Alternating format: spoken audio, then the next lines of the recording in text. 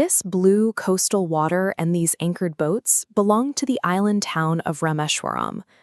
In the mid-19th century, the serene stretch of the erstwhile Madras state became the birthplace of APJ Abdul Kalam. His parents, Jainulabdeen and Ashiamma, were widely considered an ideal couple by the town. They lacked significant wealth or formal education, but they possessed a deep innate wisdom and a genuine generosity of spirit.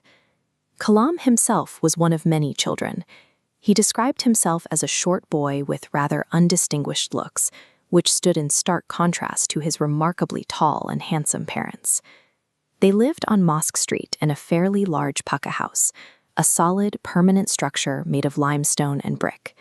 His father was austere, actively avoiding frivolous comforts and luxuries, yet he ensured every basic necessity, like food, medicine, and clothing, was always provided.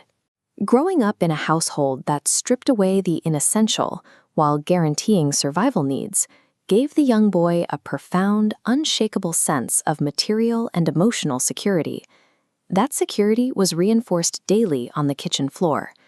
Kalam would sit beside his mother as she ladled rice, aromatic sambar, and fresh coconut chutney directly onto a banana leaf in front of him. But he wasn't the only one she cooked for. Every single day, Ashiamma fed a steady stream of outsiders, serving far more strangers than all the members of her own family put together. Watching this quiet, constant act of providing for others became Kalam's earliest lesson in empathy. Long before he could understand complex philosophies, he saw exactly what true generosity looked like in practice. Here we see the expansive Shiva temple complex, a massive structure that made Rameswaram famous to pilgrims. And yet, it sat just a 10-minute walk from Kalam's predominantly Muslim neighborhood. In this town, geography and faith were seamlessly intertwined. Hindu and Muslim families lived side by side, sharing their locality amicably without ideological friction. Each evening, Kalam's father would take him to a very old mosque for prayers. The young boy didn't have the faintest idea what the chanted Arabic words meant, but he was entirely convinced they reached God. When they stepped out of the mosque, people of various religions would be waiting outside. They offered bowls of water to his father, who dipped his fingertips in and said a prayer, blessing the water to be carried home to cure local invalids. When those same people returned later to offer thanks for their recoveries, his father would smile and immediately deflect the praise, asking them to thank Allah instead. Seeing this taught Kalam that genuine faith requires absolute humility. Looking down this bustling street toward the ornate temple tower, you can picture the traditional religious setting where Jainulabdeen fostered his deepest friendships, most notably with Pakshi Lakshmana Sastri, the high priest of the Rameswaram temple.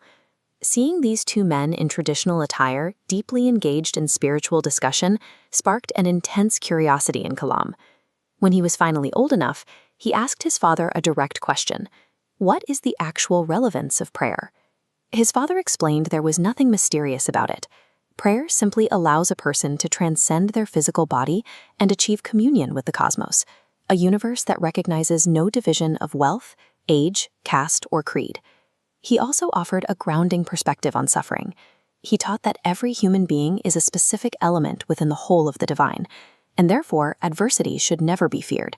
It is simply an opportunity for deep introspection. Kalam, with a nashwai pragmatic mind, asked a highly logical follow-up.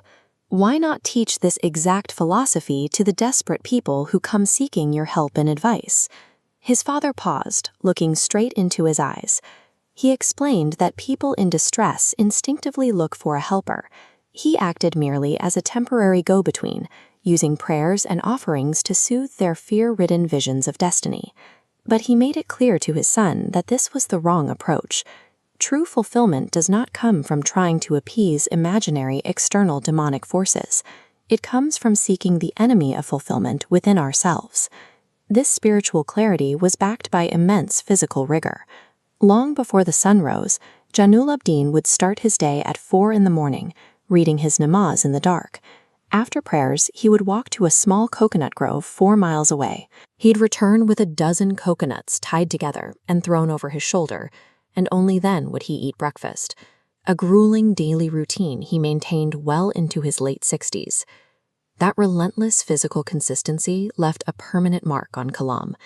It modeled an unwavering moral and mental discipline that the young boy would spend the rest of his life striving to match. This portrait shows the man Kalam would become. As an adult, he took the deeply spiritual truths revealed to him by his father and applied them directly to his own highly objective world of science and technology.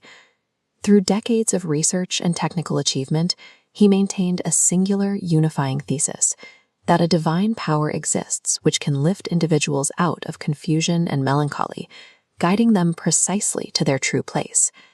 He firmly believed that once an individual severs their limiting emotional and physical bonds, they finally step onto the true road to freedom, happiness, and peace of mind. The environment that built APJ Abdul Kalam didn't rely on massive wealth or formal education. Instead, the profound secular harmony, unbreakable discipline, and fierce emotional security planted in that humble Rameswaram home formed the strong roots that supported India's greatest scientific mind.